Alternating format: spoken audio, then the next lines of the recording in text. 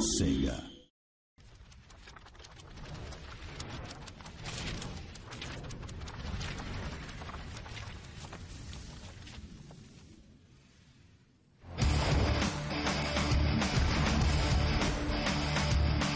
The immense amount of effort it takes to animate characters in a video game is often overlooked and taken for granted by the public at large. But many, many hours of blood, sweat, and tears are shed here, in this room. It is the animators that breathe life into these virtual characters, and one look at the Incredible Hulk in action proves just how talented the animators at Edge of Reality truly are. We usually animate anything that has to be kind of smooth, and the second it actually hits an object, that's when we turn it into the physics object, so that since it's going to be such an abrupt change, it's a great place to do the little pop, and you don't notice it so much. We have keyframe animation, so our animators hand animate everything. One of the things that keyframe animation gives us as opposed to motion capture is since the Hulk is the player's character and you're controlling the Hulk, we can animate to the feel of the controller and make sure that the feel is really good. So a guy in a motion capture suit can move like a human, and that's about it. He's not that fast, he's not that powerful, so that really doesn't come through. So we're able to have fine control over the poses and the speed and the quickness of the player in order to have really great responsive control.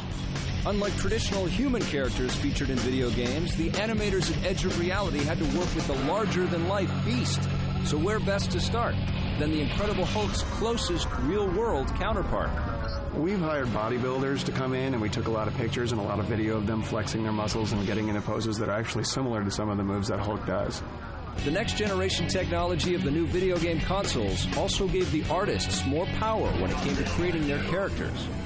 One of the biggest benefits that we get in the next-gen technology is normal mapping, and that gives us the ability to show the muscles. When I first started building the rig on this character, one of the things we wanted to add is since he's so big and he's got all these huge muscles, we wanted to make sure that all those things looked really realistic. And so we not only are we able to stretch the limbs and everything, but we're also able to animate all those muscles and make them shake and make them flex. And you'll see that come through in the game and how realistic his flesh really looks when he's animated. And it actually lights, and so as the light hits it, you actually see the lighting and the shadowing roll over those muscles. We never used to be able to do that before. Animating can have its limitations, so in order to avoid repetitive scenes, the animators blended their work alongside the physics engine.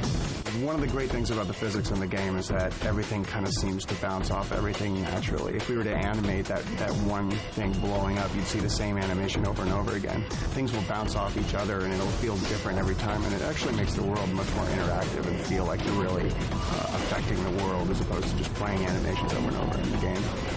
The animations and real-world physics enables the player to tap into the raw power of the Incredible Hulk.